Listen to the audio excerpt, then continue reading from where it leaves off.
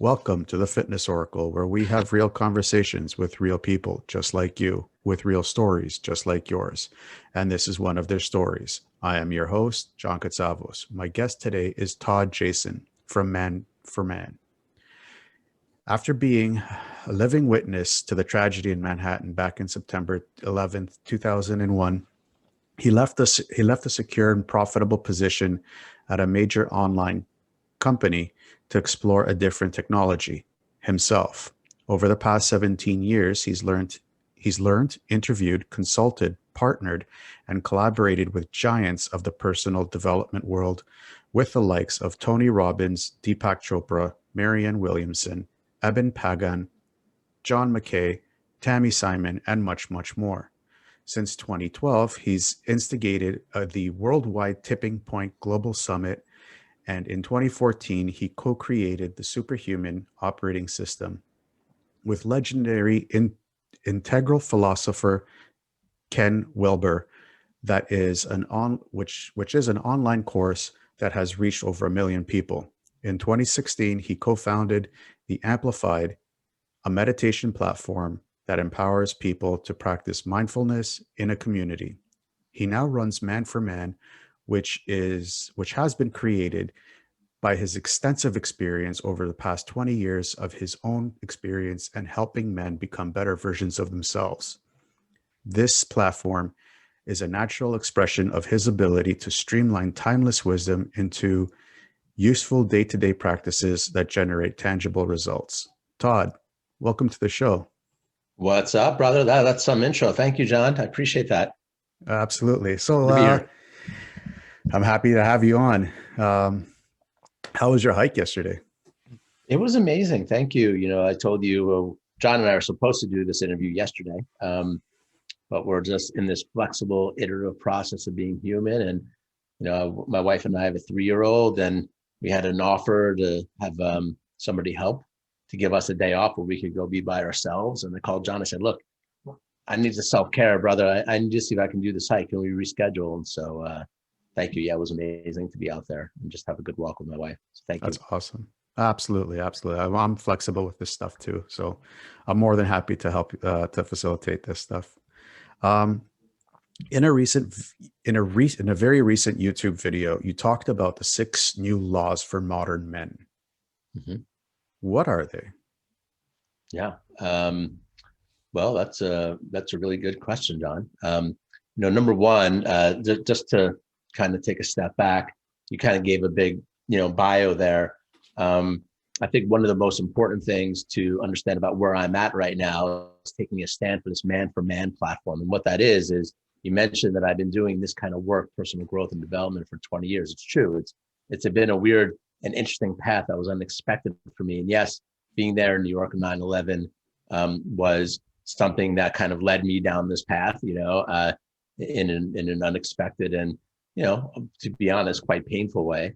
But I wouldn't take any of it back, of course. And where I'm at right now, just to get a very present moment, is in the realization that guys, men, also need development and growth and help, but we're living in a paradigm and a culture which doesn't make it easy for us to kind of put up our hands and say, you know what, I need some help, I need some mentorship. One of the big things that we are dealing with is a paradigm by which guys are by themselves, and what I call kind of the lone wolf syndrome, where we are not kind of really connected with each other. And so it's one of the main things that we're really trying to accomplish, is this environment, this platform where guys from all over the world in different types of circumstances, but the one thing that we share is this yearning to be better, to do better, right? And so the guys that come into our platform just kind of poke up their hand and like, you know what, I could be a better man, I could do better. And just within that, it opens up a whole new doorway of possibility for brothers, for guys to say, you know what, how do I get better? And what's really interesting about it, John, is that as men, we have a long history of coming together as brothers, as men, as communities, to help each other get to newer and better levels in our lives. It's embedded in our historical narrative as men to be able to do that. And for whatever reason, the modern world has really cut us off from that which works. And it's at a very deep and foundational level that we know it works. And so with all that introduction and the work that I've done and these big people that I've worked with, it's all been great. But 99% of the people that were a part of the curriculums that I've helped develop, which probably has reached over 10 million people, were women. To be honest, it was mostly women. So what we're doing now is actually creating a platform and an environment by which men can come together and grow. And it isn't universal in terms of what every man wants the exact same life. We all want different things, and that's cool because we're all unique individuals. But there are some things that that we do share, common values, a common ground of kind of evolved masculinity. And so when I did that video, and I've trained thousands and thousands of guys over the years on the process that I put forth, on the curriculum and everything that I do. When I did that video, it was an attempt to kind of put together these laws, so like what's another framework that talks about the common ground by which a man or men can come in and say, like, how can I work within this to actually achieve my goals? Okay, does that make sense? So that's what I was really trying to do when I did that video. I was like, all right, what are 6 laws? What are 6 kind of foundational tenets by which we can all resonate with? So I'm going to go through them. I just wanted to give you a little background on it so it's clear. The first is learning to play the long game. Okay, and by the long game, I think we have been living in a culture where we're constantly playing the short game, right? Like the stress, anxiety, tension, depression, sadness, isolation that we feel is very felt. Like we wake up in the morning with a pit in our stomach, right? And we're literally just trying to, for the most part, fight our way through our days and just kind of become better. And the reason why that's so stressful is that we're not playing within a longer term lens. Okay, and what's really been missing for us as modern men is focus on the bigger picture. What is it that we really want? And you know this, John, because you've been in my programs. You're in my program right now, right? I believe. Yep. And the biggest thing that I push here is getting out of the short term, okay, and actually just looking at the long term. And what I like to say to my brothers is this: look, we're all not going to be here at some point. If you try to think about your great grandparents, okay, like they had lives, they had kids, they had careers, they had ups and their downs and health issues and wins and losses, but no one knows who they are, right? They lived 200-300 years ago, but we're in the same boat. Okay, we're in the same boat right now, but we're live, so we can take advantage of that awareness and start playing the long game. Okay, by asking ourselves questions that are the most important. What do we really want in this life? This finite life of Todd, that finite life of John is impermanent. We're not going to be here forever. So let's play the long game. It's a foundational piece. So that's number 1. Number 2 is this notion of taking care of oneself first and foremost. And I like to equate this to what we hear on airplanes, when they give the instructions about the thing coming down, the air pressure thing coming down. And they always say this, and I used to get confused by it, but they always say, make sure that you put, that air thing on yourself first before you can help anyone else, including elderly or kids. And I was like, man, that's really selfish. Of course I'm going to put this on my kid first. But the realization is true that we can't help other people unless we help ourselves first, unless we're healthy and thriving.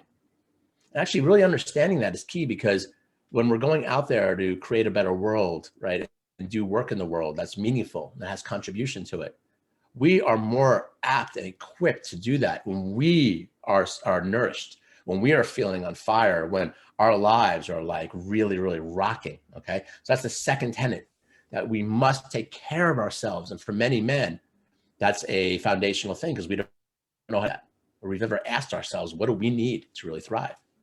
Number 3, right? This is a deeper one, but cultivating the ability to stay balanced amid tension, right? Because we so easily get swayed by things in our lives. Stresses, situations happen. They could be things in our personal lives or things on the greater scale. I mean, look at the news, right? How easy is it to look at these major news networks and get really down around what's happening in the world, okay? And does that affect us? Of course it does, right? And we literally can go into these mood swings based on things that have nothing to do with us personally. Or we are so easily affected by things that are happening. Oh, I didn't get the job. I'm 20 pounds overweight. My girlfriend broke up with me. I'm not saying these are little things, but the tenet here, the law, is the ability to kind of stay centered and aware in the body and just observe the unfolding of your lives without getting too lost in it. Okay. And that is real work. I'm not saying that is like easy. Okay. But it is something that is a mark of a great man, the ability to remain in that centered, noble place without reacting too strongly one way or the other. Okay. So that's number 3. Number 4, really beautiful, beautiful universal law. And that's to nurture the freedom in others that you want for yourself. Right. So I talked before about taking care of yourself first and foremost. This one actually feels a little opposite. Like, all right, well, nurturing the freedom in others that you want for yourself. And it's important to understand that opposites can also be true, right? It can also all hold value in them. And on this one, we're talking about this idea that, do you want more freedom, more abundance? Do you want greater health, greater vitality, greater energy levels? Well, let's look at it differently. Start providing those things for other people. Start making sure that the people in your circles, particularly your closest circles, are on fire and nourished and abundant. Okay? Because the world, as we learn, as we develop more and more, is really just a reflection of what's going on inside ourselves. So when we're providing and helping and giving abundance and joy and happiness to the external world, we start experiencing more of that, okay, on the inside. So that's a big one, guys. Like really starting to think about how you show up in the world, in terms of this very giving, nurturing, loving, kind way will help you get that back. Okay, really, really important. Number 5, right? Doing the necessary work to integrate all the self-limiting thoughts, right? And that's why most of you are on here watching John, watching someone like me saying, man, like, this is all good, but I got a lot of anxiety. I got a lot of fear. I got a lot of doubt. I am imbued with these negative feelings, okay? And in most personal growth and development programs in the world, that's what they're dealing with. Mindset, changing your mindset, changing your attitude. Easier said than done, okay? And there's ways to do it that are more effective than just tackling the negative. Because if you just do that by itself, it's very hard just to uproot and shift negativity. It really is. There's got to be leverage points that you give yourself to actually pull yourself to transformation or change, okay? But I had to put that in here because we do need to address the disease of negativity that we are all experiencing. And then the last one, this is big, is killing the lone wolf syndrome, right? I mean, if you're sitting there watching this, chances are you know what I'm talking about. We have become so goddamn isolated, especially as men in our modern world. We do not do a good job of connecting, of finding community. Sure, we may have friends, we may have partners, wives, whatever, kids, but I'm talking about community where we can really share what's going on, like really connect and hear other men, hear what they're going through. There's such healing in that. All right. So really combating the lone wolf. So those are the 6. Sorry for the long answer, but it was a big question. No, that's okay. That was perfect. We're actually going to go into a little bit more detail with your programs because you have actually built a phenomenal community that I am personally a part of, and I don't see myself getting out of because it's just so powerful. But before we get into that, let's go back to September 11th, 2001. When you saw, I don't know if you saw the planes hit the Twin Towers, but I know you were running away from the Twin Towers as they were coming down. What was going through your head at that moment in time? Yeah, I mean, look, brother, I mean, I'm 20 years removed from that experience. And it was a huge thing to experience for all of us, for anyone that was alive during that time. To be there was very unique. It's actually, in some ways, it's hard for me to reconnect with that feeling of it. But I can tell you what happened was, I was living in a loft apartment in downtown Manhattan, probably, an eighth to a quarter of a mile away from the World Trade Center. Like I had bought that apartment at an early age because I went through that first internet bubble. So I was like in this very like living life large, at a young age, to be honest, and I was late for work that day and I was lying in bed. It was like 9 something. And And the biggest benefit of that apartment was I had an unobstructed view of the World Trade Center. I mean, like you looked out this huge bay windows and it was just like the big 11 right in front of me, you know? And I heard something, you know, I was lying in bed and I heard, it sounded like a firecracker. It was like, "Eh," and then stopped and then, psh, you know, I'm like lying in bed. I'm like, that sounds weird. And so I ran down the stairs. I had a spiral staircase in the loft, and I ran down to turn on Howard Stern on the radio. I didn't think to look out the window, but I thought a plane hit a building. That's what it sounded like. So I turned on Howard Stern. Oh my God, the World Trade Center got hit. You know, and then I look out the window, and that's where I saw, okay, the first plane hit. And then it was just mayhem from there. My girlfriend at the time came over to my house. Like it was just, we didn't know what to do, you know, and then, you know, watching out the window, the second plane from my angle, it looked like it was coming in slow motion. And I was like, what is that? You know, and then it was the second plane that hit, and then boom, explosion. And just watching it, you know, like in front of my eye, like you almost just can't believe what you're seeing. Like what? And then this is an attack, this is a terrorist attack. Like my own life is at stake now because I'm very close, and like are they blowing up all the buildings in New York? I have no idea what's going on. My girlfriend at the time came over, and I'll tell you this, John, the moment that the biggest moment of it all was the moment that that first building fell down, because in that moment I remember we were like, holy crap, this is crazy, and just thinking, well, how many people died, how are they going to get those people out of there? But I wasn't thinking the buildings were falling. And then all of a sudden you saw the top of the building, like a cupcake top, just kind of slid off the edge, and then boom, and then smoke started to billow. And what happened in that moment was my girlfriend at the time basically had a nervous breakdown.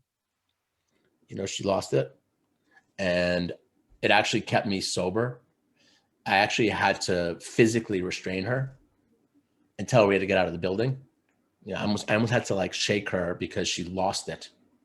You know, we just saw 1,000 people die in front of our face, like very close to us. So, and that's when we had to get out of the house, and then we started to go down towards the building to help, but the smoke was coming, and so we literally started to run away, and then we were caught in the chaos of running away from the whole thing. And then the rest of the day unfolded. The second building fell and all that. So that's what it was like for me being in New York at the time. Wow. I remember personally when with that day, like I had just gotten home from work. I was working nights as a security guard, and my dad actually called me, and he's like, the Twin Towers fell in New York. I'm like, yeah, right. Come on. I just got home. I just want to sleep. He goes, turn on the TV. I turn on the TV. I turn on, just happened to have it on CNN. And I'm like, the Twin Towers, a plane just crashed into the Twin Towers. I'm like, Yeah. whoa. So just after you recalibrated and everything, what kind of feelings did you have? Did you go into like any destructive feelings at the time? In that day, or That like day, that day. Well, that day it was actually this very beautiful. I mean, unfortunately, you know, for anyone that was in New York at the time, it was a very beautiful, it was a perfect day. It was like this, I mean, the sunshine, it was just like this remarkable, beautiful day. And everyone in the city was out, and no one knew what to do. No one knew what was going on. So like I gathered with all my friends on 14th Street, my buddy's apartment. And then we wanted to go down and give blood, you know, and all these rumors are coming in, and you know, we didn't know what to do, you know. So that day there wasn't much, to be honest, in terms of fear or this or that. It was more shock. And you know, what do we do? I couldn't go back to my apartment. Where do I go? My girlfriend at the time and I ended up going up to my parents' house, who weren't at home, and we ended up staying there for a few weeks. They were stuck somewhere in Europe, actually, and my parents were in Europe. They couldn't get in touch with me. You know, they thought I might have died. So you know, it was a that day, not much, you know, just more like self-preservation, shock. You know, the real repercussions of that event kind of took a year or two to unfold for me. You know, it was very impactful on my life. And for most people that really experienced that, a lot of my friends died. I mean, it was just a lot of stuff that happened with that. But that day, not much. Okay, cool. What actually was the trigger for you to leave such a lucrative position in a internet behemoth that you were working for to start working on yourself? Well, yeah, I think it was 9/11. I mean, so I was already interested in growth and self-reflection to an extent. But I think it was the massive amount of fear and anxiety and depression that I felt in the year or so after 9/11, where I was just asking myself, like, who am I? What am I doing? Like, I realized I wasn't happy. Like I was like, what path am I on? Like, yeah, like I had bought an apartment at a young age, in Manhattan. That's like huge. So I had experienced the success, but it wasn't fulfilling. I was living this very topical lifestyle that looked amazing from the outside, but it was forcing me. 9/11 kind of forced me to ask the bigger question about, well, what am I? Who am I? What am I doing? And then my my sister, who I'm very close with, she's 6 years older. One of her best friends, who's someone I really love, and kind of definitely on the evolutionary path, of growth and all this. And she had taken this 3-day course called the Landmark Forum. Some of you might have heard of the Landmark Forum. It's kind of a, millions and millions of people have gone through this thing at this point. But it was 2002 for me. And it was like this 3-day retreat, it was like this weird thing. And Landmark's got a lot of problems with it. But for me, it's like I went and, I sat in this room for 3 days, and I just, with 120 people going through this their landmark process. And, it was that first like real deep growth experience for me, where I was like, oh, okay, there's a lot more here. And I started to really feel better. And then I started to make different decisions. I went and I got certified in holistic health. I went through this 9-month program right after. I'm like, well, I got to do that. And then I just started saying yes to what I really wanted to do. Yes. And really for me, I was always attracted to this conversation of growth, development, how to become the best version, human potential. Who am I? I've done at this point, 20 years later, I don't know how many things, brother, but it's crazy. Like the things that I've experimented with and tried, to get behind some of the patterning that has me limited. So a lot of it has been, yes, I turned it into a career, but it's been good because it's also been my own. I've also been a student, always, still to this day. I'm always going to be a student of this stuff. I am in an accelerated process right now as we're speaking. It's just a very different place than I've been in the past. So, the unfolding, the growth is this like never ending cycle that we're in. The question is just how much are we saying yes to it? So I started the yes back then, and it slowly but surely, moves along on its own path, different things, different moments, different experiences, it's not just like glorious thing. It's hard actually to ask yourself these questions. You have bad moments, you reach these experiences that suck. Like I filed bankruptcy in 2006. Yeah, I mean, like all these things happen along the way that are like terrible, but I was always like, all right, I'm going to keep on going. I'm going to keep on going because there's something more here. There's something more here. So that's kind of how I've been holding it. That's cool. It's funny that you say that. Even in martial arts, no matter how much of a top-notch instructor that you are in martial arts, you always need to be a student. Yeah. You always need to keep growing and being a part of a community and everything. You have quite a resume when it comes to the people that you have studied under and interviewed and touched, been a part of. What was that one single moment when you realized that this is what you need to do? This was your calling.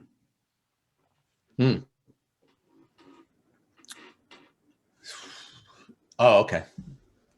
I got one. And actually, it's an interesting thing because it was one that ended up being a monumental failure, but led me in the right direction, and I think that's one of the things that you find, like, and this, you're my programs. The way I look at it is growth is like this up and down roller coaster ride, but in general, it's going up. You're getting better. You're improving, but the little ups and downs can be brutal. And so the thing that I'm going to share is, I'd started a blog at some point. It was called We the Change. Man, I had so much fun with that blog. This is like 2004. This is like when blogging was like brand new, it was like the Wild West. And I was writing, like all this stuff around development and growth and health, whatever, all this stuff. And I was meeting all these people. And I was having all these experiences because I was saying yes. And I was just, all this new stuff was happening. And then somebody along the way had sent this link to a movie documentary that was being made at the time. It was just a 3-minute trailer and sent it to me. It's called The Shift movie, and sent me the trailer. And I was sitting in a Starbucks, I'll never forget. And I was like, this girl was next to me, and I started watching this trailer and I just started crying. I was like, holy shit. That's what I want to do. Like, this is the narrative. This is the story. This is who I am. I need to work on this movie, actually. She's like, what's wrong? And the girl next to me, I'm like, no, nothing. Like, actually watch this. She watched it. She was crying. It was, it was this amazing trailer. I got in touch with the producer, the creator of that movie. I mean, literally, like, things happened fast. She was in Brooklyn like 2 weeks later, heading to Costa Rica to film Archbishop Desmond Tutu. And I ended up going along with them, and then I started traveling around the world with this crew making this movie. I raised a bunch of money for it. I had a reader of my blog. Check this out. Okay, not to get in all these different asides, but I had a reader of my blog, this older guy. He was like probably 50. That's almost what I am now, but back then that was old for me. But he was like 50, and he like loved what I was doing. And he called me up and he interviewed me like you are right now. And he said to me, I just love what you're doing. Like, I love what you stand for. Like, I happen to have $100,000 that I just, want to put somewhere, invest in, because I just did this real estate deal. Can I invest in you? Like, if I were to invest in you, what would that look like? And I was just so into the moment. I'm like, well, I'm working on this movie, I'm going down, I'm traveling. It's called The Shift. It's huge, and he ended up putting the money into the movie.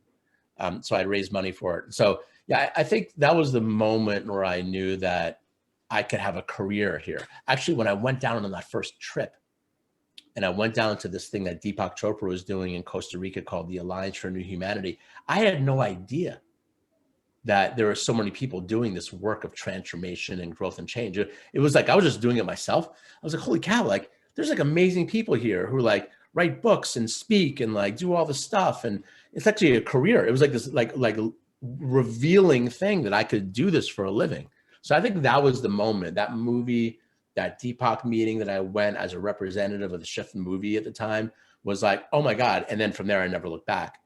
I just always found a way to work in this field as opposed to chasing money, working in the internet, digital marketing. I had job offers at Google when I like a long time ago. I mean, like I could have, stayed in that world and made a lot of money and done very well. And sometimes people are like, man, like, do you ever regret it? I'm like, not 1 second. Like, I'm so happy about who I am and what I'm doing. And it's all perfect the way that it is. So awesome. Yeah. Have you ever felt like quitting? No. I mean, I've been fortunate to the extent of I'm really good at taking care of myself. So I've taken time off when I've needed to rejuvenate.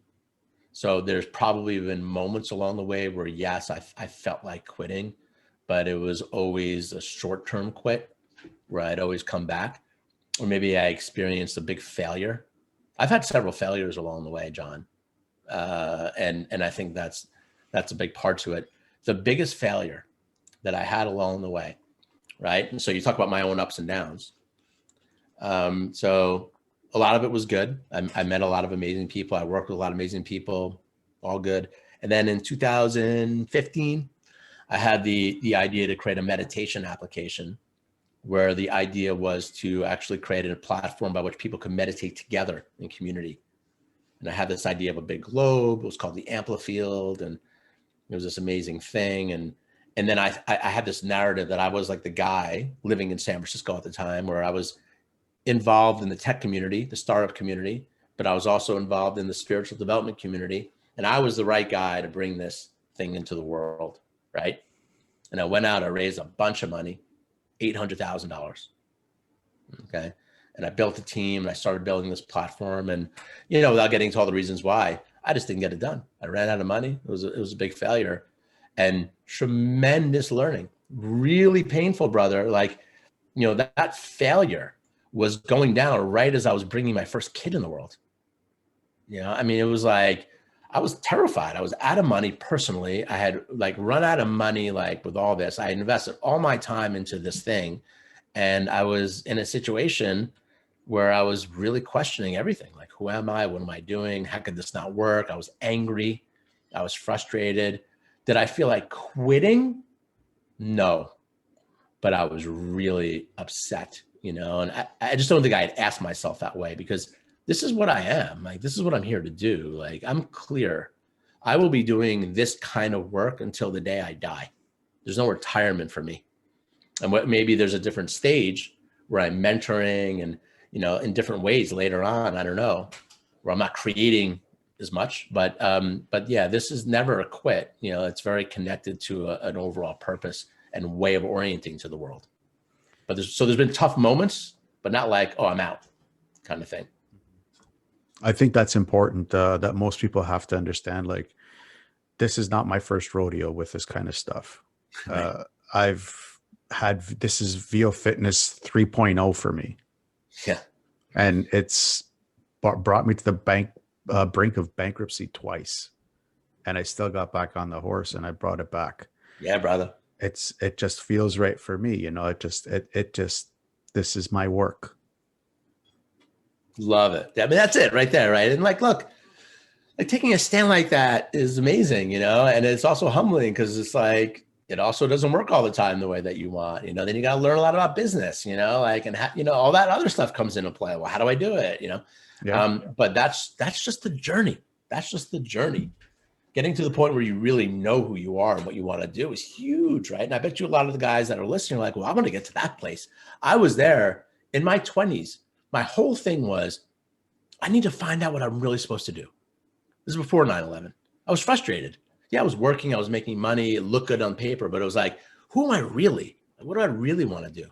And if you're there, keep asking that question. And then when you find it and you really are certain, that's also going to be an iterative process. It's not just perfect. It doesn't just unfold magically, right? Yep, exactly. It's just different stages in different parts of the process. Yep. And here we are with you with Man for Man. So how did Man for Man come about? Because it's an amazing platform. I'll be honest with you. Yeah. Thank you, brother. I mean, as you know, we're here in the beginning of 2021. It's like a rocket ship right now in a really good way. And I feel blessed. The way that it started was like in 2018, I was sitting on that meditation app, and I had built a pretty big following for it, but I was starting to get to the point where I knew I couldn't run the business. I was like, it's not working. I just had this impulse to reach out to all of the men on my list. And I was like, because I was in men's groups. So I was really benefiting when I was living in San Francisco from being a part of physical men's groups. I was a part of 2 of them. And these men's groups, if you don't know, are just every one of them was every week. One of them was every 2 weeks, where you get together with a group of guys and actually have a circle and just discuss things, and they can have all different formats and stuff like that. But just in general, I was involved living in San Francisco in these men's groups, and I found tremendous value from it. It felt like I was a part of this little team, and I knew these guys and they knew me, and I was in them for years. And so I was like, well, maybe I can start some men's groups online. Maybe I got this whole following, let me go out there. This is what I did. So I just sent some emails out to my list, targeting the guys, and I was just setting up phone calls. And I got on the phone with a bunch of guys. Most of them were younger guys. The first one was everyone was in their 20s for some reason. And I was like, well, what if I ran at first I was like, what if I ran a 12-week program where for 12 weeks we got on the phone and I ran you guys through a curriculum, right? And then everyone was like, yeah. And I charged them all money, anywhere from $500 to $1,000. I'm like, you gotta I want you to put your money, I want you to commit to this. I want you to pay for it. And they did. And maybe I had 10 guys in that first one. So it's kind of interesting. I was like, wow, I just got 10 guys to pay me between $500 and $1,000. That's something. And then I went out and I ran these meetings, and John, running those first meetings, I did it with 3 groups, very without much structure, was I would come home from that, feeling so on fire, really, I was like, oh, it was so much better than I was building with the Amplifield, because I was dealing with technology stacks and developers. It was what I was doing in the day-to-day had nothing to do with my skills or my interest. Here, I was giving my advice and my best practices and coaching guys and hearing them and allowing them to coach each other. And so it was good, and I ran like a couple of groups like that, just kind of for fun, on the side. And then life happened, and my wife and I decided to move from San Francisco to Los Angeles. This is about 2 years ago. And we had a newborn baby, our kid was like, like a year. And the technology that I built wasn't working. And so I wanted to kind of build Man for Man then. I mean, I didn't even have a name for it, but I was like, maybe I should build this out. But the way that the universe works, I got contacted by yet another teacher, right? Because I've had this propensity, John, to do and run digital marketing programs for big organizations or teachers in my space. And I got contacted. It was like this crazy thing. His name is Matt Kahn. He's a big spiritual teacher. He's a youngish guy, but he had something going on, and he heard about me, and he's like, I need to talk to Todd. And a mutual friend connected us. And he calls me up, and I'm not lying to you, John. The guy was like, I need you to work for me. What will it take? Him and his wife on the phone. And I'm like, well, it's, in one sense, it was good timing because, I was really at a low point financially. I'd run out of money. I'm like, well, I'll do a contract with you. We did a contract for 3 months. I built his membership platform. It did over $1 million in sales. Okay. We blew it up. And he was like, and this is right when I was moving to LA. He's like, what can we do for the next year? I want you on my team. Now, at that point, I'm in a pretty good position, right? Because I had just in 3 months built this massive success for him. And I basically could have written any ticket that I wanted, And so I said, all right, well, let's do a deal. This will be a really good thing for me to do, like to transition and focus on getting my family situated. And I'll run his marketing part of his company and help Matt become bigger. And so I said yes to that. So I kind of I went away from Man for Man for about a year to help Matt. And that was great. It was a great relationship. I love Matt. We helped to double or even triple his business, in that year, and it was successful. And then it ran its course, and we both kind of looked at each other and we said, okay, I think it's time to kind of shake hands and go our separate ways, which felt right. And then I was just kind of sitting there January, February of 2020, ready to bring Man for Man back online. And that's when the pandemic hit. And then my mom also died. So I had a little bit of a delay in terms of bringing it back, and so it really started again, John, in May of 2020. So at the time of this recording, Man for Man has only really been in existence for like 7 months, 8 months, maybe, like in like formal fashion. And it's just been amazing what's happened. I mean, it's just going to skyrocket, as and hopefully you are a part of it and the work that you're doing as well. We could talk about that too, but there is something really big right now around this men's work that we're all touching on. And we're just building something bigger together. So that's the story of it. Like, it started a while back. I kind of went away from it for reasons. Now I'm back in it, and it's just, this is it. Like, this is really the play that I'm taking right now. And it is an amazing platform. I have to give you credit for that. Like, from the very first meeting, I'm like, this is where I belong. I belong with this group. I have to be part of it. So I'll pay whatever. I'll pay. Mm-hmm. And it's quite interesting because of the way you facilitate things in Tuesday Tribes, which we are going to get into in a little bit. You have guys from all over the spectrum when it comes to politics and lifestyle and religion and this and that. How do you do it? How do you get them all on one space, on one place, to be talking about themselves and being able not to push themselves to beat each other up? Yeah. You can still hear me, right? I just want to make sure. Yeah. I pressed the wrong, button. Yeah, it's a really really good question, and this has been part of the unexpected flow of it. Really, what you're asking is, for the guys that haven't been a part of this, one of the main things that we do is we run meetings, and right now there's Zoom meetings, right? Because we can't all come together. We'll come together, brother. We're gonna meet and hug it out when we can, but We do, yeah, totally. We're doing these Zoom meetings, and it's been unbelievable because you're right. Like, it's actually been surprising to me. Like, we're attracting just guys from all over the spectrum. We have like gun wielding, Trump loving people like from all over the country. And then we'll have like very liberal, like people that live like in Marin County, that don't have any plastic in their house, I mean, like, just like really like all over the spectrum. And what's been so phenomenal is that we do these meetings, and then part of the technologies will break guys out into smaller groups.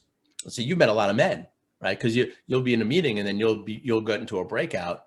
And when we do the live meetings, you'll be in different breakouts. And that's how you know that guys come from different backgrounds. But we've been able to create a space where it's all okay, where it doesn't really matter what your orientation is, from a political standpoint, a social standpoint, a cultural standpoint. There's something deeper that men are saying yes to by being on one of our calls or on one of our programs. And what that yes is a yes to, I can do better, I can be better, and I'm open to ideas or community that can help me get there. And that, we found, is more foundational. It's below the beliefs in terms of politics, social, economic stuff. Okay, there's something deeper and more foundational around, I can do better, I can be better. And so the environment that I created is there. It's there. And that's why you can go into a breakout with someone who has a completely different worldview than you. And for the most part, it's almost amazing. There's been almost zero violent communication or like fights or drama in it. It also speaks to like this wonderful power of men, just pure men, to be able to come together and actually just be okay with other people having different beliefs and views. Like, totally okay with, like, I get it. But you know what? You also, have ways that you want to get better, and maybe I can help you. Or maybe we could talk about what Todd's talking about and really apply it to ourselves. So I think that's part of the magic and the lightning in a bottle that we've caught, is creating this environment where it's all okay. Because we're all saying yes to something deeper than our political or social affiliations. And that is very, very beautiful. So that gives me hope. Okay. Like, that's why I think Man for Man, what we're doing this year, will probably reach millions of people, because there are millions of men out there who need this, whether they know it or not. Most of us do know it, but some people don't know it, right? You might've known it, like where you're at. You're like, yeah, I need better community. I've been doing this for a while. We'll get guys like you all the time. Like, yeah, let's go. Come on in. A lot of the guys that you've met just kind of saw something on Facebook or a YouTube video and was like, oh, what is this? And then they kind of come in curious. That's also okay.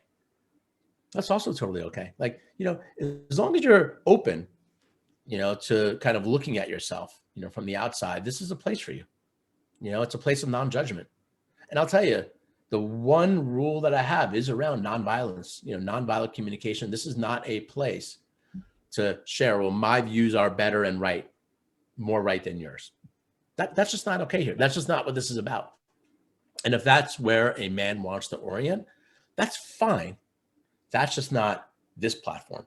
Okay. And for whatever reason, just that pure mission that lives within me attracts people that get it. Everyone that comes on here, I've had to have that conversation. I haven't had that conversation once.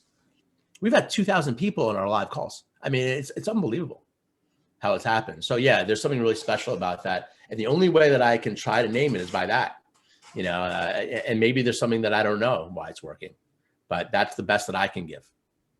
Yeah, I don't know what it is, but I'm like, like I said, like from that very first call that I was on for the Tuesday Tribes, I was like, oh wow, this is something special here. This is something really special. Thank you, brother. I really appreciate that, man. Of course. Yeah, that's amazing. What is the biggest problem that you see facing men today? Isolation. I think that we're living in a culture that makes it very hard for a man to realize how isolated he is. We're living in a culture that makes it very hard for men in our world to find community, find proper outlets for their own growth, and actually even for some men to just be able to admit, and just say, you know what, yeah, like I need to get better, and okay, like in some ways it's been fighting an uphill battle. for us just to be able to be vulnerable enough, even with ourselves, to say, I need help, I need to do better, and I think there's a lot of stigma that comes with it, like, oh, we're weak, we got to plow through it, or that's not manly, that's not cool, and we got to kind of plow through that, like there's all these narratives around masculinity that we tend to have this idea that we take it all in and we just have to deal with it. Now, the result of that is a culture where addictions and compulsions are preeminent, right? Basically, you're talking about, games, porn, scrolling online, alcohol, cannabis, drugs, we are in a culture where men have all sorts of coping mechanisms that are the norm. We are not healthy, vibrant, like creatures. We are not living to the best of our ability. And pretty much nowhere is there a rope that's being handed saying, well, you know what, let's help get you out of that. And that's what Man for Man is. It's kind of like a little bit of a rope saying, you know what, it's okay. Let's deal with this. And there's a process here and a structure that we give, and there's a community that we have of guys that are saying yes. And my experience of men is when they come in, it's kind of like what you're sharing, but for a lot of guys, it's like this huge sense of relief, like, oh, okay, like, it's all right. Like even for me, like this is also my own process because I have a wife and I have friends and stuff, but I don't talk. I get more intimate with you guys. You guys know more about me than my wife does in some ways. I'm freaking dead serious because I'll share stories here with you guys about me, and my wife might hear the video and be like, what? Like, I didn't know that.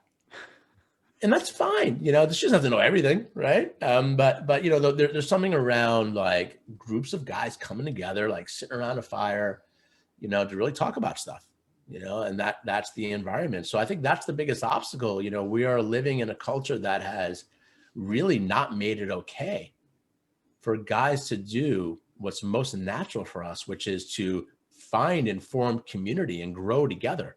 We have a long and rich history of doing that successfully. It's just been taken away from us.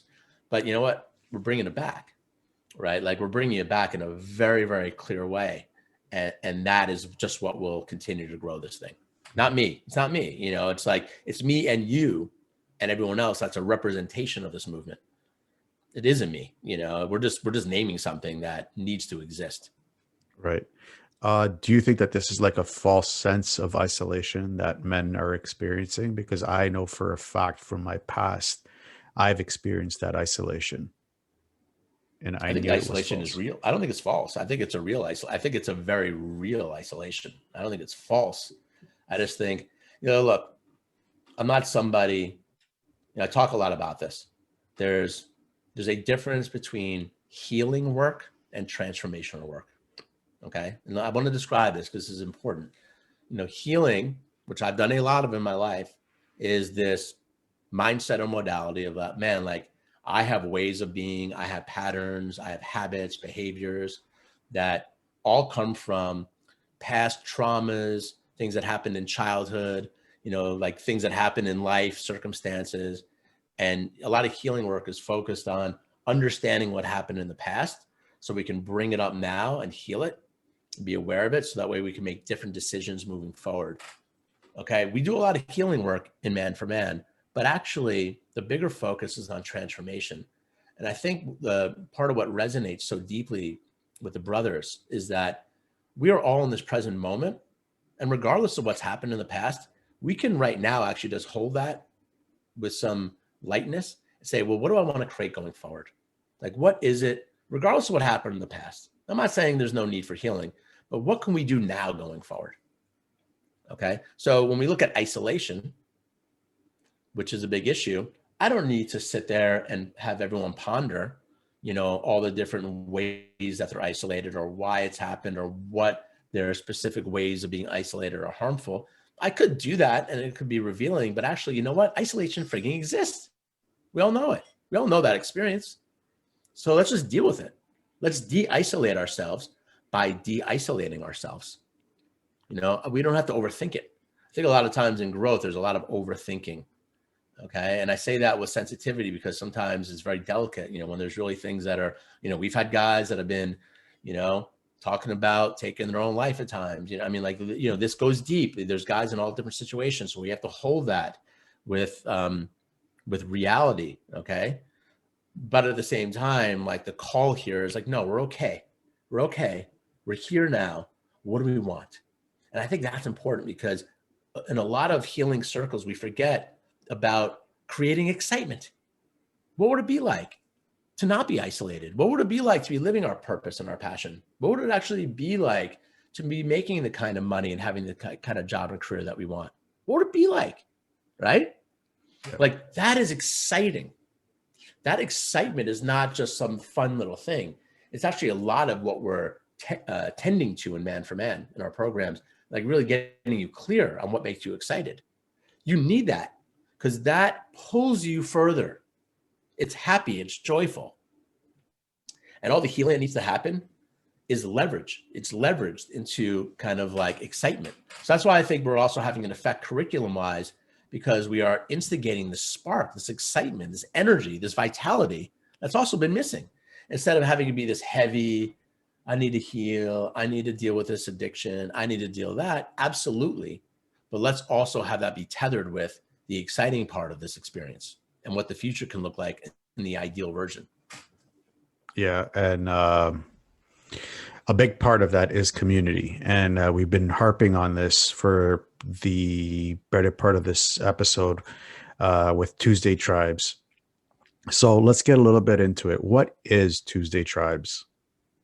Well, I want to talk about it also from the standpoint of total transparency that, you know, the specific outlets of Man for Man are changing and evolving. You know, this is very alive right now, right? So when you talk about Tuesday Tribes, what you're referencing right now is a weekly meeting that I run with all of the men in our brotherhood where we do certain things. The core of it will be talking about certain perspectives on growth, like what I just shared. Like that last answer I gave could be a topic on Tuesday Tribes, right? Where I'll talk about that, you know, and then we'll go into small breakout groups and I'll have you guys workshop it with 2 or 3 other guys in a breakout session, right? So the technology of Tuesday Tribes is we come together for a purpose, okay, that I'll usually lead, not always, but usually.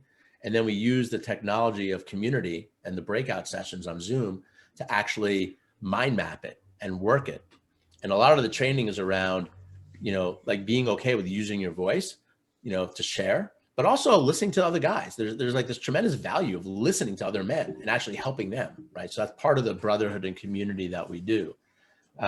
Tuesday Tribes right now, once a month, we also run breathwork sessions. You know, I bring in facilitators that run a certain type of breathing technique. It's like an hour-long session where we don't talk, but we actually breathe together in a very, very safe container that for many men who've never done anything like this by itself can be the most transformational thing they've ever experienced. And I think you know what I'm talking about, if I remember correctly, because I think you did it. Yep. And you're like, holy cow, what was that, right? And so Tuesday Tribes is that. But I just also want to share that this is expanding and evolving. It's expanding and evolving right now, brother. You know, this community is very soon going to have a very real home digitally that will have more meetings, much clearer curriculum, much clearer ways for you as a participant to identify what your most important goals are and then move forward using our community and our meetings. So it's like really like alive right now. We're iterating this right now. There's going to be other people coming in and offering programs and meetings, not just me. And so it's very exciting. Actually, it's a very exciting time. So Tuesday Tribes has just been my weekly meeting, really, you know, where I teach something and then we break it out. It's worked. It works. That's going to be part of it, but we're just expanding beyond that, where the tribes mentality will be infused in the entire brotherhood. That's expanding. Amazing. Amazing. And I have to, like, I was on the first breath work and wow, I was just absolutely blown away. You actually really do get really deep emotional stuff working with the breath work. And when were you exposed to something like that? Look, brother, I mean, so I now remember because because I do the breath work now. We've done probably 10 sessions with the brothers. I have Anya and Dane run it, and it's most guys will have a big experience, doing it. And like, I just love seeing after, like almost like, what was that? And it is, in some ways it can be like a year's worth of therapy in an hour, in a lot of ways. I've been playing with, this has been my life, John. So I've been playing with practices and techniques like this for decades. Okay. This particular transformational breathing, I probably first did 10 years ago. Stan Groff, is kind of the creator of this holotropic breath work, which is kind of like a term for this breathing technique. This version that you did is a later iteration of that's been kind of perfected, by other teachers that I've been playing with for years. I mean, look, when you're talking about healing and transformational work, there's a lot of different ways to go. There is a lot of value in going into these very unique states of mind. There's information there that you'll find. I've gone down into the Amazon and swallowing all kinds of plant medicines with shamans. I've smoked all kinds of things, that, like will take you into places that are very hard to describe using words. And I find value in having those experiences, because what they tend to do is like push you further in terms of the understanding maybe of who we are. And then you come back into your life and you just try to integrate it and you try to work forward. Breath work, the reason why I'm bringing it in is that this isn't taking a plant medicine. This isn't taking some drug. This is just using your own breath. When I first did this, I got into a place that just using my own breath, I couldn't believe it. I couldn't believe that I had gotten that far. I mean, it was, and for me, an energy builds within my body that is so powerful that I can't even describe it. It's like an engine running. And a lot of guys have all these experiences. So the breath work is like, it's like a very pure way using what we have, no alternative sources to get there, to really go into a very, very profound state of mind. So yeah, it's big. Yeah, it is. We're gonna have millions of guys doing this. I mean, like this, this is big. The breathwork is huge. Inside Tuesday Tribes, what has been the biggest transformation that you've seen? For me or for the men? For the men. You mean like as an individual? As an individual.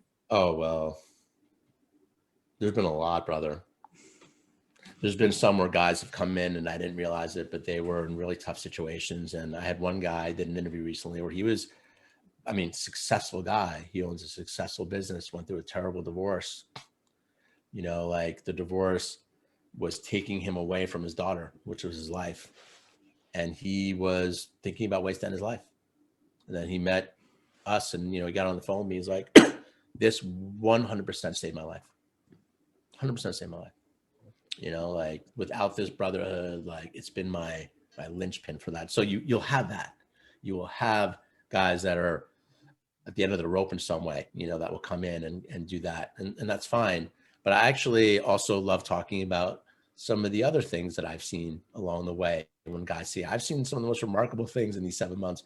This one guy, I'm not going to say his name, but he came in and, good guy, probably 42 years old, like got a nice career, married, but just not happy, like mediocre, like living that mediocre life.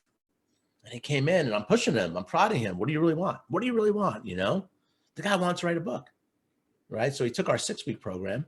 And in the 6 weeks, he took on writing this book that he's had the vision for 20 years. 20 years, he had the name of the book. He knew what he wanted to write, but he just sat there, didn't get it done. He didn't say one word in the 6-week program. We would get onto the calls and he was one of the quiet guys. I didn't hear from him. I didn't know what he was working on. He had his accountability partners, so I didn't really talk to him. On the last call, he's like, can I talk? I'm like, yeah. He gets on and he's crying. And he goes, I want to show you what I accomplished. 20 years I've had this idea and here it is. And he holds up his book, the transcript of his book, and he's like bawling, crying. He's like, I haven't had the ability to get this done for 20 years, and I just got it done in 6 weeks, right? Fast forward with this guy, 2 months later, he quit his job and went back to school. And he worked it out with his wife because he realized what he really wanted to do with life is he wanted to get certified, get his master's in counseling. That's what his like real dream was. And he just was honest with his wife. Like, how do we do this? Is it possible that I can? He just posed the question, you know? And yeah, like there's challenges in doing that. You know, that's a hard decision to leave a job and a career at that age and then go back to school. But you know what? Like he's following his dream and he got the support. And actually the funny thing with this guy is that all the money problems that he thought he would have are in existence right now, you know, because different types of flow kind of came into him as he kept saying yes. And that's one of the things that I found with this work is that, you know, people ask me, well, what's actually going to happen to me if I say yes?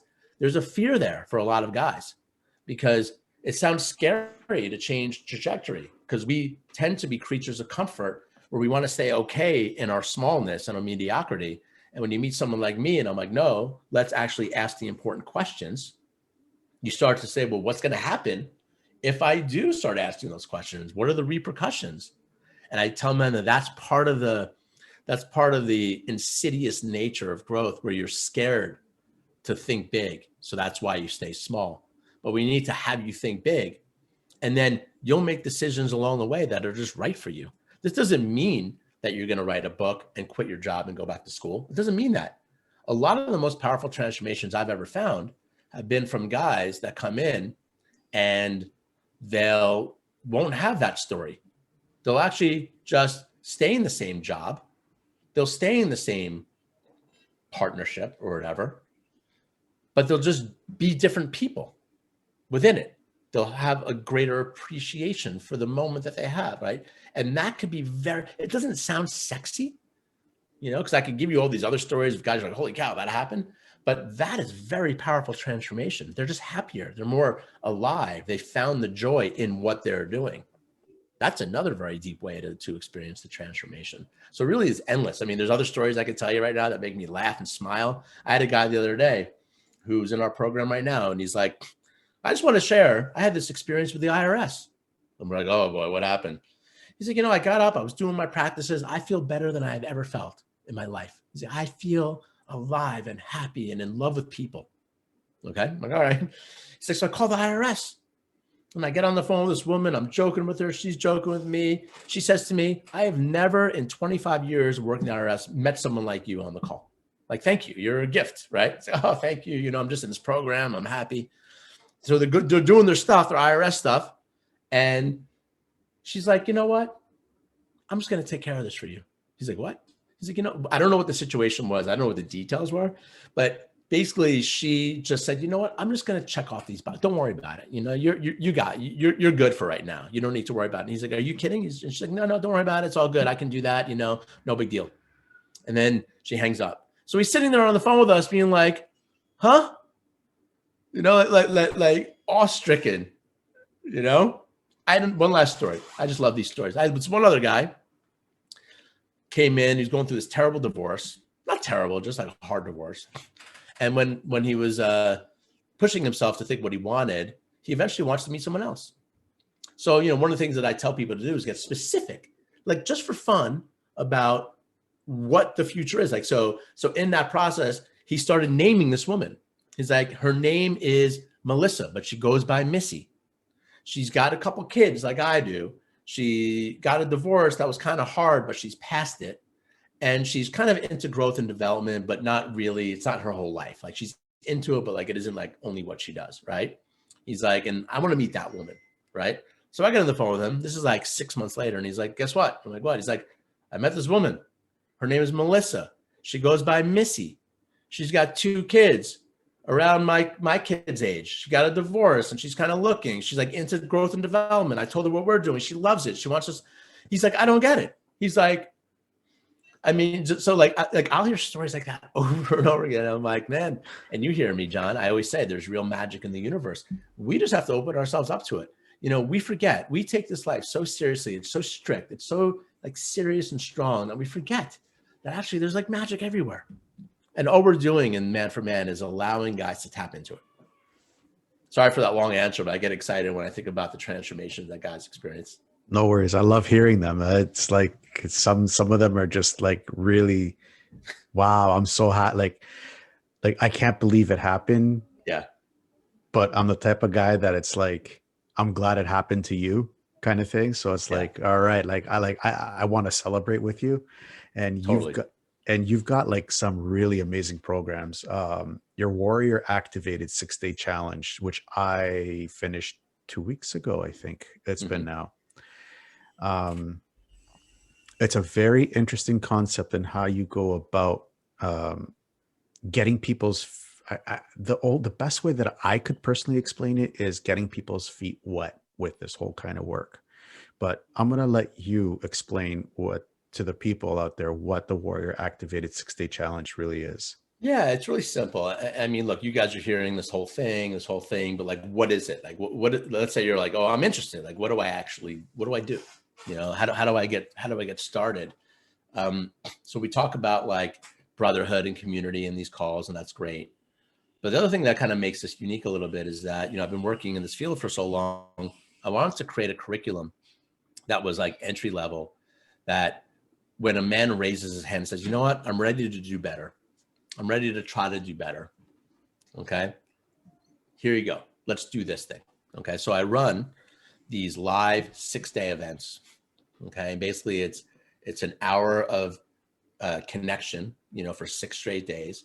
And I teach stuff. It's a process, right? We start on day 1 and we end on day 6. Okay. And it's extremely vetted. I mean, I've been literally like testing these practices for years and years and years, right? And none of this stuff is brand new. Like, none of it is stuff that I made up.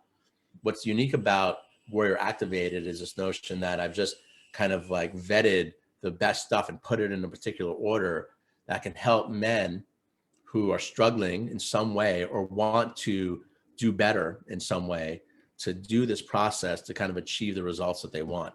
Okay, so it's a very broad platform and a curriculum where guys can use it how they want. Some guys will come in and they're in a work thing, they're wanting to start the next big thing in work and they want help in terms of how to do it. Other guys are going through a divorce or a transition in relationships. They want to go through that faster or better. So guys come in with different issues that they're working on, but it pretty much works across the board, which is what makes it kind of unique. And then we just kind of go ahead and we do it. And so the program itself is the introduction to this new way of thinking about your life and growth, right? And I've talked a lot about the things here, but there's 3 main things that happen in Warrior Activated. Number 1 is we do this process called life blueprinting, where I push guys to think with the end in mind about their lives. Okay. And that's the excitement piece. Like, I push you. What is it that you want? What is your North Star?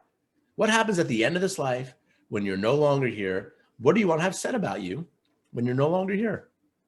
Like, right? Like, it sounds so simple, but most people have never thought about it that way. Okay. But it's really important that we start there. Number 2, we start interrupting all the negative patterns and shifting them to positive patterns, right? And that's the premise of most personal growth work in the world is, well, let's work on mindset, let's get your mindset happy. Like, Tony Robbins, mindset, happy, states. Yes. Like, yeah, absolutely. We got to do that. The difference here is that we're doing it in conjunction with these other 2 pieces.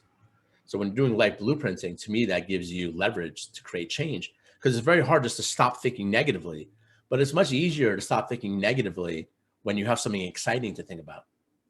Okay. That's so important. And I think that's why this works so well. And then the third piece is the community. The amplifier is the brotherhood, the fact that we're doing it together. So Warrior Activated to me is like this very kind of boot camp, like reset for men that can help us get really clear on what we want, and then giving the execution strategy for how to get there, the start of the execution strategy, because you just can't change your entire life in 6 days, but I give a framework by which you can see how you can start achieving bigger and better things in your life. And why the warrior, right? The last piece I'll share on it is that, what I found is that there's these different archetypes within masculinity. There's a great book called the warrior, the king, the lover, and the magician. which kind of describes these 4 different archetypes or lenses of masculinity. Like when we think of the warrior, there's a certain energy, the king, a certain energy, the lover, the magician. These are all parts of ourselves.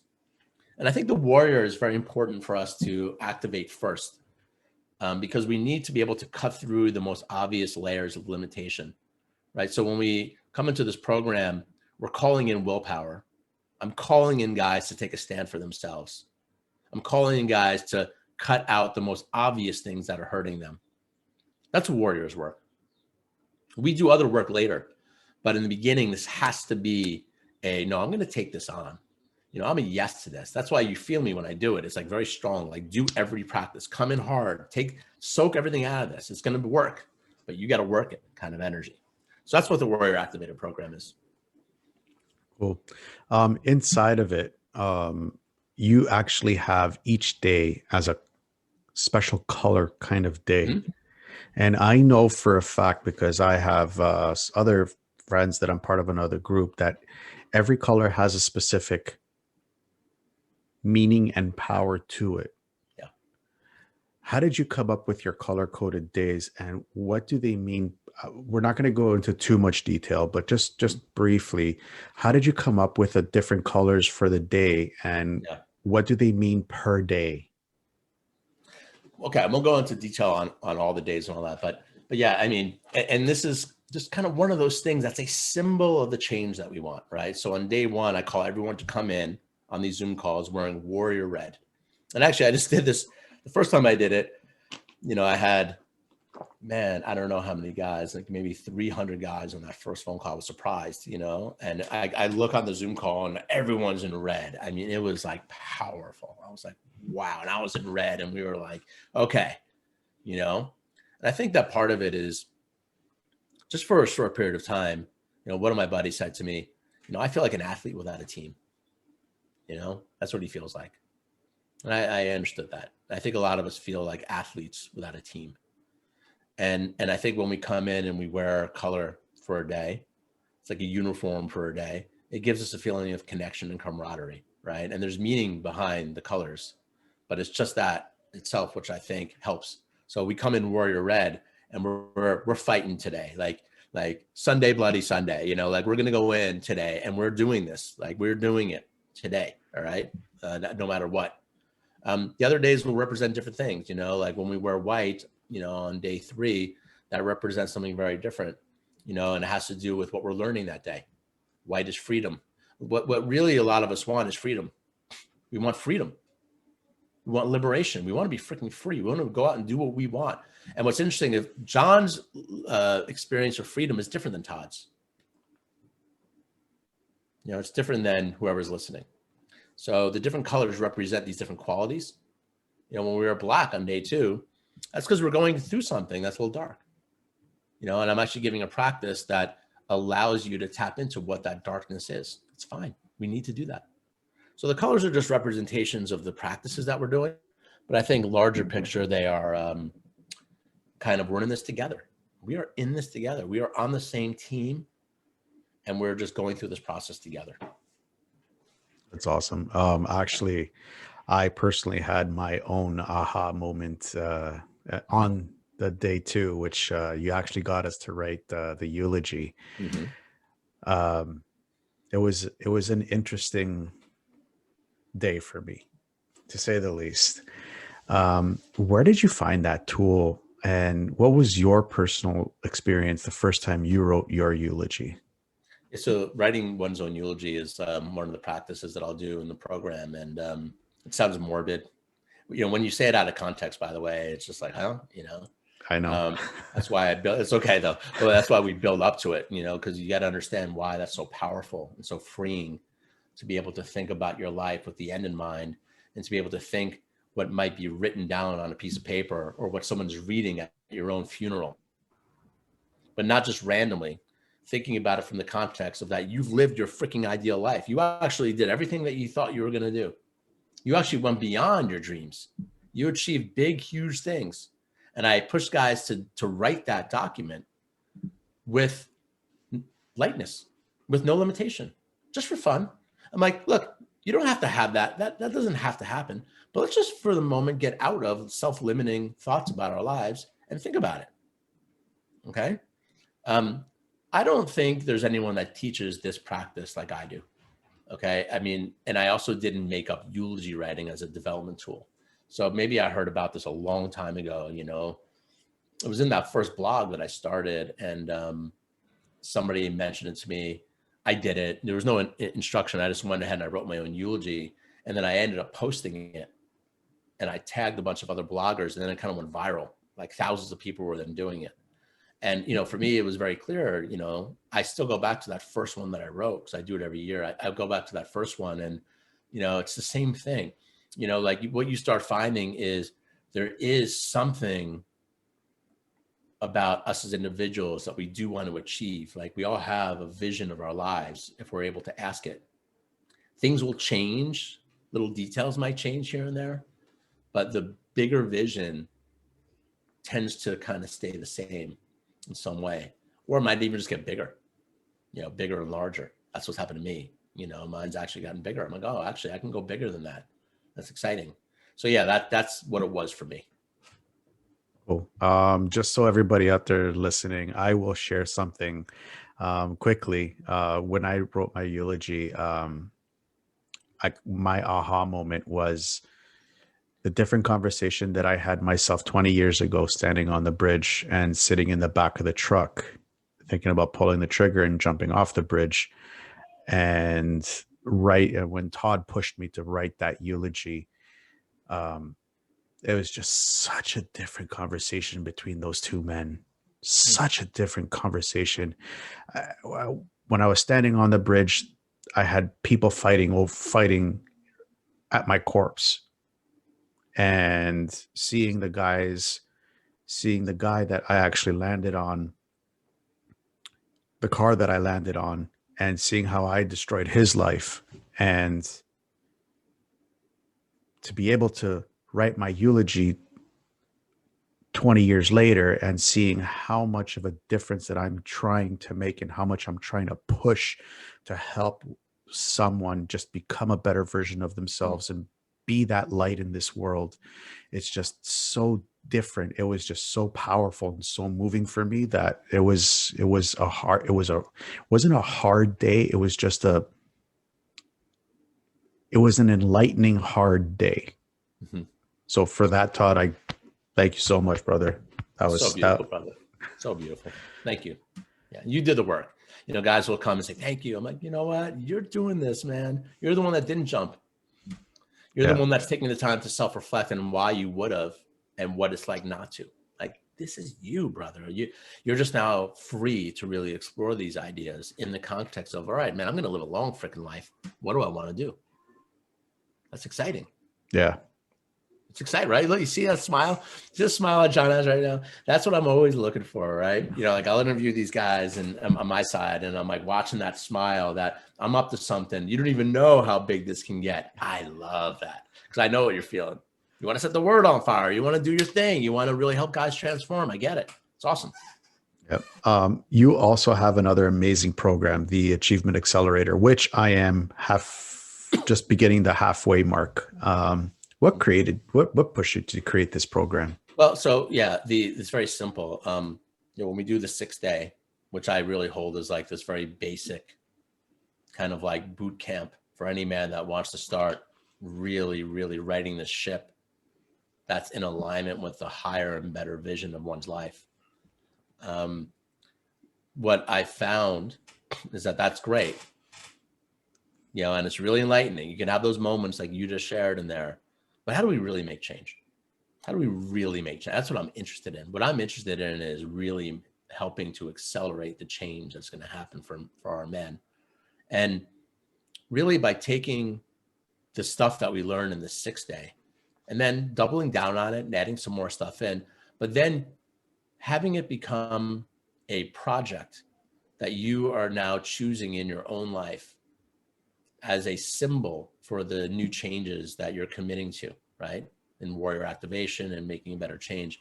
The 6th week is really an opportunity to ground in what you started in the 6th day and to actually have it be based around some project. that you'll choose, you'll identify. Some guys, it'll be work related. Like, hey, I want more sales this month. You know, I'm going to triple my sales this month. I have a guy that came in, and for him, it was around selling his service. And in the month that he did this, he had 650 sales in the 6 weeks, where in the previous 6 months, he had 200 sales. Okay. Because a lot of it is just creating structure that enables you to move faster. So for him, that's what that was. Other guys, it might be a project like, well, I got a room in my house that's been needing redecorating for like a year. I've just been sitting on it. I'm going to use this 6 weeks as an opportunity to apply everything that I'm learning here, this new mindset, this new way of being, this new excitement, and do this room because I know it falls into the bigger picture of what I want to create for my house or my home. And other guys might use this as an opportunity to improve a relationship that they're dealing with, whether work-wise or, at home. And I push you to have really specific objectives with it as well. So the project orient is important because while we're thinking about the long-term planning, we need to be working from here forwards while also envisioning from the end backwards. And that's why this works so well. So the 6-week program is an accelerator because I'm saying to guys, come in here and really take this on. I'm going to give you the best stuff you've ever seen in terms of like development things, and you're going to take on something in your own life. The other thing that really makes the 6-week unique is the accountability partner aspect. We make sure that all the guys in the groups have 2 or 3 other men that they're connected with in the process that they can connect with on WhatsApp, on Zoom, on phone, text, email, whatever, outside of the times that we meet in the program. And those are intimate relationships that can be nurtured and growth to really support each other. So it's just a deeper experience of the growth that's possible. And the guys that do that are the one, for the most part, that's where boom, like you really amplify, because 6 days is great. But, I think that what can get accomplished in the 6 weeks is what will get accomplished for the 6 months for the guys that don't take the 6 week. I think you could just achieve things faster. That's why I call it the achievement accelerator. Like I said, I'm halfway through it, and I just it's quite interesting because I am working on a project, and What is it? I'm I'm working actually on something similar, but not exactly like what you're doing, but I'm doing it more on Discord. Okay. And just try to get a bunch of guys and just workshop through stuff and help them out through problems. What I actually find interesting is that while I'm working on this, I'm starting to see a lot of my own personal stuff, like with everything that's going on inside of me. What about you? What have you seen with other guys being able to transform themselves? Well, what do you mean? I'm not going to name his name, but I know I know he's just finished the he's been through his own personal transformation. Okay. So it's quite fascinating to be able to see that kind of stuff. We'll go to the next question. Yeah. The one thing that you actually love to say throughout everything, and you've been saying it through this, is yes. Mm-hmm. And I've asked you this last week. Can't that get exhausting? Yeah. It's a really good question. So you see, John, you might have seen a couple that we're both tapping our chest here and we're going, yes. It's actually a technique that we have, that we do in our programs. And it's part of the core ethos of, and I'm going to get to John's question because it's a good one, of this idea of saying yes to your life, of always showing up. And this is a symbol, of like, all right, yeah, like I do this and I nod my head up and down and we get on our calls and we're like, yes, we got this. Like, yes, we got this. Right.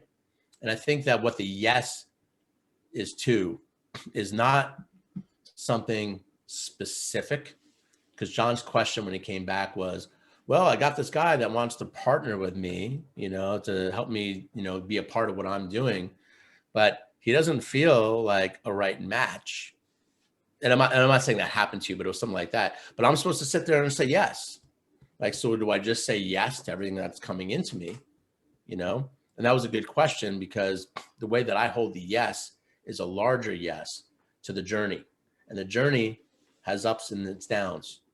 And the call of greatness for modern men is not just saying yes to everything, but actually saying yes to the greatest unfolding of oneself.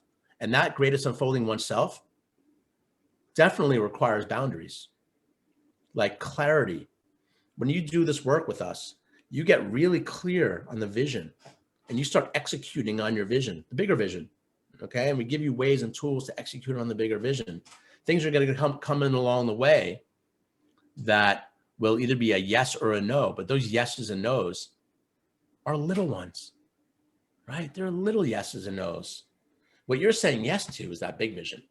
What you're saying yes to is that bigger version of yourself. You're not saying yes to overwhelming your system with people and circumstances that aren't leading you higher and higher. That's not what we're saying yes to. When I actually gave you a specific answer to that, I said, for you, John, and guys out there, it's actually the yeses to creating healthy boundaries. That's a yes. What's interesting about it, right, is that saying yes to learning how to create healthy boundaries is also a no to certain people that may want to collaborate with you. So it's a yes and a no. It's a yes to creating healthy boundaries. It's a no to life-draining situations. It's a really good question, but one that I want you to look at from a much larger perspective. Okay, when we say yes in Man for Man, it's yes to our life. It's yes to growth. It's yes to our biggest possibility. It's yes to like the biggest dreams coming true. All right, I'm really good at saying no all day long to things that don't serve that. And I don't lose 1 ounce of sleep over it. Because if I'm saying yes to something that isn't resonant with me, it's not going to be resonant for them. And we're just in a terrible loop with something that isn't working. It's not good for me or them. Okay. So the yes is a universal yes to growth. Have there been times that I've wanted to go back to sleep and it's like too hard? Oh my God, I'm always growing. I'm always transforming. Look, I'm just tapping you into the truth. You are always growing and transforming. The cells of your body are constantly regenerating at basically the speed of light, including your brain cells, your heart cells, right? We are constantly changing. For those of you that have kids out there, if any of you do, you can watch a child grow. It's like crazy. Every day it's different. You can't believe it. So the yes is to that. I'm all about not fighting with life, but just surrendering into the unfolding. I'm sick of fighting. What's the fight? I'm growing. I'm evolving. I'm changing. I'm navigating. I'm yes to that. I'm not fighting it. That's the yes. Cool. So we're going to be wrapping it up. Where can people find more about you? Well, you can go to manforman.us, manforman.us. You know, I have an ebook that I wrote that's on the main site called The Manifesto.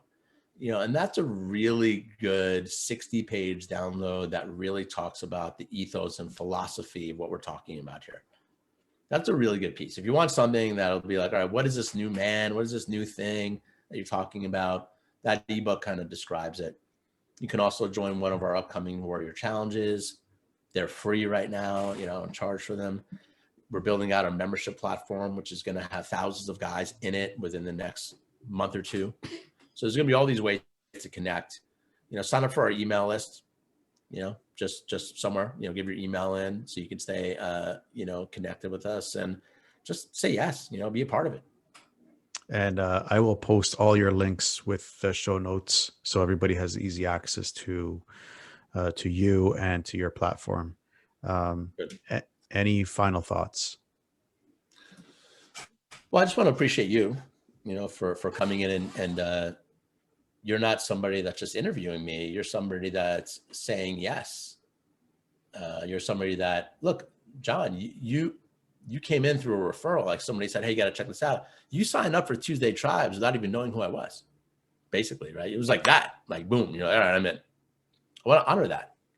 That's really, really beautiful, you know, and what it does, like, look what it does. Like, it creates this interview. Like, it's like, all right, like, let's talk about what you want to do, like in terms of this men work, how are there ways that we can, kind of collaborate and all that? Like, you're an example of the yes in action. It might not just be easy. You might be questioning stuff. That's fine. But you're saying the yes. So I want to honor that. So thank you. Well, thank you, Todd. And I appreciate you for everything that you do.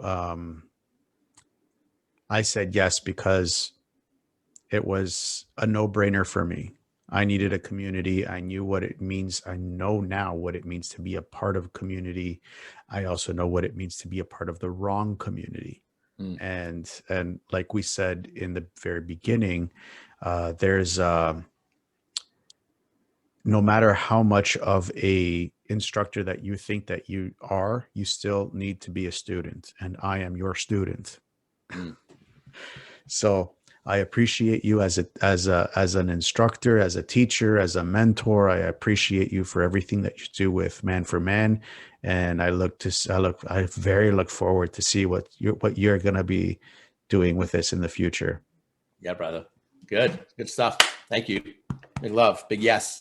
So going through hard times is just a test. What you need to know is that when you get out of whatever you're going through, you will be stronger than ever before, and you don't need to go through it alone. Always know that you are not alone. Stay tuned for more real people with amazing stories that are just like yours. Until then, to everyone out there listening, I wish you a good morning, good afternoon, or a good night wherever you may be in this crazy world.